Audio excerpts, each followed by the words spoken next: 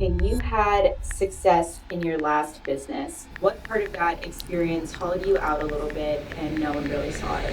When you first start building a business, at least in my experience, you are excited about it. You want to pick the logo, the business model. You have to do it in the beginning because you love it. Yes, you believe that eventually it can turn into something big, but in order to be crazy enough to try to do it and invest money and go at it, like you have to love it. Like there has to be passion behind it. What happened to me and what I think happens to a lot of entrepreneurs is as you start to build it, you start to make money, you start to hire people, you have expenses, you have customers, you have things to invest in. And at some point for me, it became only about revenue and money. Like I cared about the business. I still wanted it to work, but I was taught and kind of learned to only focus on the financials and the profit. And of course, so the clients being taken care of because that all, fits into profitability and all that. But I became solely focused on that for a period of time. That was all I would think about. That was all I would look at every day. That was all I would obsess about. But I had to at moments take a step back and think about why did I start this business in the first place? Why am I doing this? Why do I show up every day? What do I really want to get out of this aside from just money? Because it's